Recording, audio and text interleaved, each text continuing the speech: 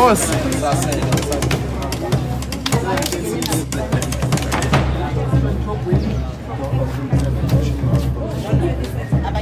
The boss.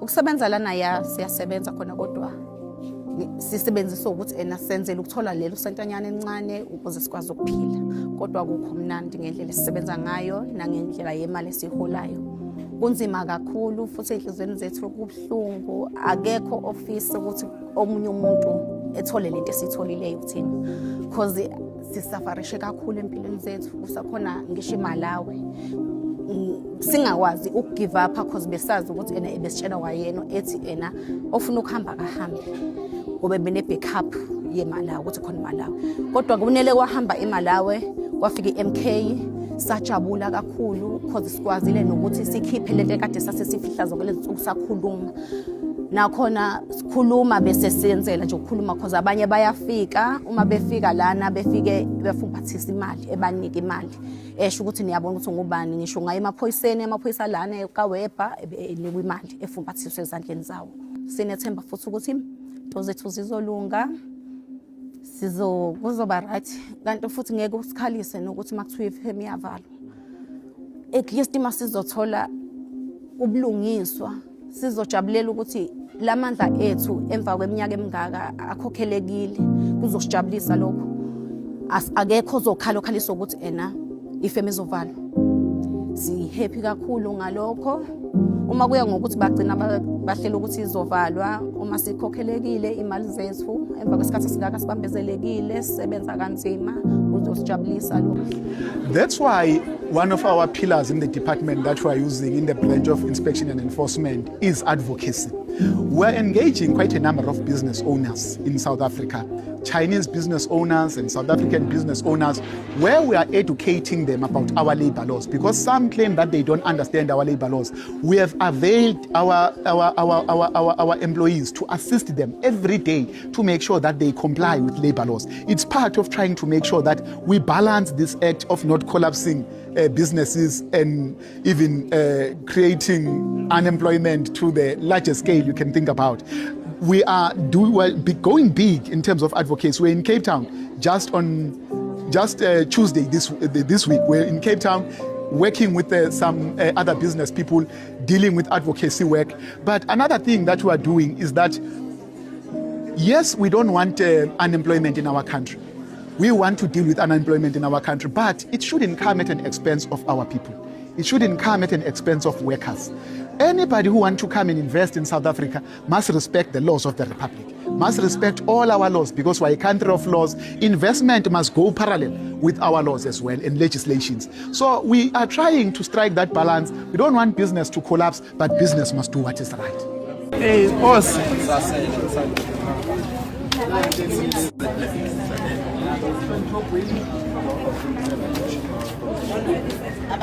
The boss. Citizens will take responsibility now. Because we are fronting with China, they are using you and abusing you. They don't pay you anything. Emakhaya mnanets. Singavumi kudlalwe ngani, kudlalwa ngani if kufanele kudlalwe ngalabantu abalanga ngaphandle. And into ebuhlungu ingane zakithi. And we can't allow you ukuthi sivume ukuthi kudlalwe ngani. Akhona ownayo, you saying we are part of co-op cooperative enaziya imnignet. You are just fronting for this man who's abusing you and using you, giving you nothing. We can't allow that, especially because you are abusing these other black people who are here. South Africans who are noble citizens. Even yourselves, you are young. And you want to be abused by this man, taking you for granted. You can't be like that. You can't be like, you look at yourself, and in a net, you don't even understand. That's why we are not because we are not even allowed to put in money. Who own machine, who own indwanga, when in Bali when you don't have anything. Umefunu kambu kata yonke lem. Own nisho, facility. You don't own anything. Nepali when for the sake of football. You can't allow yourself to do that. You can never allow yourself. We respect you, say I'm tired as if you need a right. We're here because it's not time the way. And then they are going to find this careless is totally none. That's not asifuni ukuthi niyizwe niyamantombazana kithi and amathana ayathanda ukusebenza abantu bakithi besifazane abasebenze for wrong reason and ngeke sikuvume lokho. It's wrong. We are here ukuniprotecta. Siyazi ukuthi at times nani ngoba kusuke nicabanga ukuthi kuzoba ngcono impilo nigcina ningene ezintweni eningazi aniziqondi ukuthi ningenephi uyaniyuza and asifuni ngani asilwisi nini kodwa kufanele simtshele ama-realities But simlwisi but ngebhadi manje sesifayisithatha abanye benu yes but sibopha abanye benu because ningene ezintweni okungafanele ningene kuzona and ngiyazi ukuthi banibiza ngenxa yesimo senhlupheko bafana bakithi namantombazana akithi engeke ngifune ukuthi ngingenze ngathi angazi ingxaki engena kuzona inhlupheko iyenza igcina ungene ezintweni ezingekho right but ngizama ukunixwayisa ukuthi ningavumi. They are making millions, let me tell you. They are making millions, these people. That's a million. And in nets. Wonke lo msebenzi owenziwa la uya kuma distribution centers abo uhambe inkampani leyihlukene whether Mr Price or Ackermans or Pep or wherever. They are making millions, they are killing it. And nina laba abasebenzi babaholela imali encane. Indawo enisebenzela kuyona ividark imnyama ngingazi nisebenza kanjani. We must close down this company because I can tell you nje into kageswa la into yama ventilations ala Sunday you can see. It's quite a lot. We are going to close it down because of Nina and that's nets. So that's a lot of money per day. Bafuna nisebenze endaweni eyingozi. For sure, angazi noma bayawathola who are doing this in a year. Ama-payslip bayawathola. Abathola ama-payslip, ama-contracts abanawo, i-minimum wage, below minimum. So everything is wrong in this company. Everything is wrong. So nje, we can't allow you asifuni ngani namantombazana kithi and first in protect asifuni ngani. Kathiwa makuwukuthi siyayijoyina lento le umele sazi imali engena nje asikhona imali encane sesizokwazi ukuthi sikhole imali engcono ngoba kahle sikhole imali encane kodwa athi sizokwazi ukuthola imali engcono ingakho sagcina sesijoyina nathi kulento le. Let me tell you, Kanda, I understand. Uyabona nje uma uyingxenye ye-co-op sengenzele ukunifundisa. Yes, ngiyavuma benze njalo abameli bafike banitshela izinto ezingekho kahle kahle uma uyingxenye ye-co-op hayi ukuthi wena kufanele uhole njengabo wena kufanele uya-owna kufanele imali engenela enkampanini idistributwe imali esuke isele sekukhokhelwa abasebenzi kwathengwa iy'ndwangu kwakhokhelwa ugesi imali esele iyiprofit kufanele niyishare. Nina kufanele ngabe nisahola isalari nina kufanele ngabe kuthiwa nina uma inkampani zonzela isibonelo yenza imiliyoni ngale nyanga kwakhokhela ugesi u-50,000 namanzi kwaholelwa abasebenzi let me say ngoba kuyarojwa ngo-100,000 150,000 is gone. Kuthethwa ekuthengwa indwangu kuservice imshini mhlawumbe another 300,000 450,000 is gone. Another maintenance yeyimoto and whatsoever 100,000. Maybe you are left with 400,000 imali. Lo 400,000 ke akuseyona nina ngeni kuyisalary sefayile distributwe phakathi kwakhe nani naye nina kufanele ngabe mhlambe each umani uba u5 kuselelo 400,000. Obviously you will be getting above about 80,000 umuntu okungabe niyayithola ngenyanga hayi la masalary abanitshela ngayo so bayanixhaphaza and ummeli wanixhaphaza kakhulu kwi-co-op that's how indlela yokusetshenzwa ngayo ingoba bafranta ngani and into emnandi la sine-evidence ukuthi bayafranta ngani and sifuna ukuyistopha lento yokuthi kusetshenziswe nini for sure nihola malini njengabantu abakwi-co-op roughly sikhuluma sodwa hayi sibuya ngani okay ngeke ngazi ukuthi waphela umuntu ukuthola imessage yakhe ayibonela ukuthi imessage yakhe ingena malini nizositshela kodwa okwamanje vele ngeke ngisho ukuthi lento ye-co-op iyasebenza